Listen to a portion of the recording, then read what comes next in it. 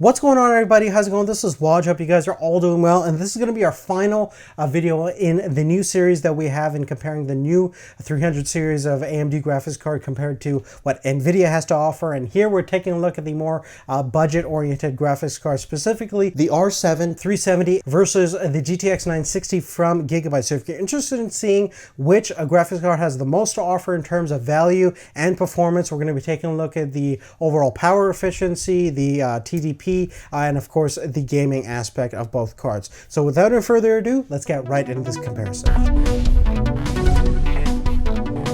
Now, the first thing we're going to do in our comparison is take a look at the R7 370 specification compared to the GTX 960. Now, our MSI version is stock clock, comes around 1050 megahertz, and you can overclock it to about 1150 megahertz. We have about 1280 stream processor, which is identical to last year's R9 270X GPU. Furthermore, in terms of memory, we have 2 gigabytes of GDDR5. Stock memory frequency is about 1425, and it can overclock to about 1500 megahertz. And we have a 256 memory bandwidth is about twice as wide as what we encounter on the GTX 960. And speaking of the GTX 960, we have the Gigabyte G1 edition, which has a core base clock clocked around 1266 megahertz, and it can boost up to 1329 megahertz. Now, in terms of CUDA cores, we have 1024, and memory-wise, we have 2 gigabytes of VRAM clocked around 7000 megahertz, and again, as we mentioned before, a 128-bit memory bus. In terms of connectivity, we have a decent amount of options. We have 3 DisplayPort 1.2 connections, 1 HDMI 2 connection, which is great if you want to hook this up to a 4K TV and get 60 hertz refresh rate, and 2 dual link DVI connections. Now, the first thing that we're going to compare is the cooling performance on both of these two graphics cards. We're going to talk about noise first, though. Now, the G1 has a triple fan configuration with a large overall heatsink, and our MSI version of the 370 is using their own Zero Frozer cooler,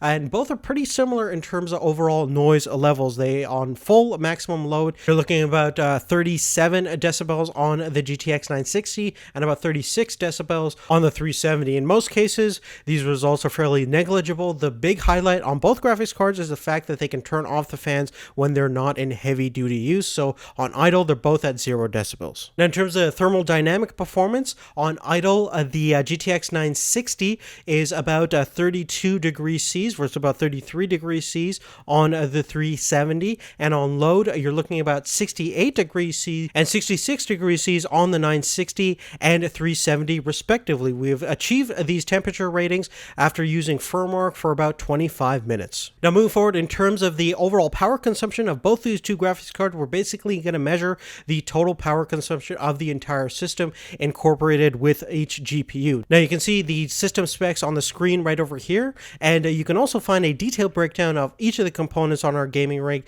in the description down below. So in terms of idle, a system with a GTX 960 and a 370 is going to get pretty much identical power consumption results, about 112 watts for me personally, but at load you are going to see some differences. Basically, the 960 is going to draw a little bit more wattage. I found about 7 more watts compared to a system running the 370. Now, again, we have achieved these results using firmware to load up the GPUs to their maximum potential. But as you see from my results, essentially the 370 just edges out the power consumption of the GTX 960. Now let's move forward and talk about the main thing over here, and that's the gaming performance. Let's see how both graphics cards do playing different titles across 3 different resolutions. So we're going to be basically taking a look at the average frames per second score at 1080p, 1440p, and 2160p, and see how each graphics card compares at those different resolutions. Now, certainly I have to mention that both these two graphics cards are not really 4K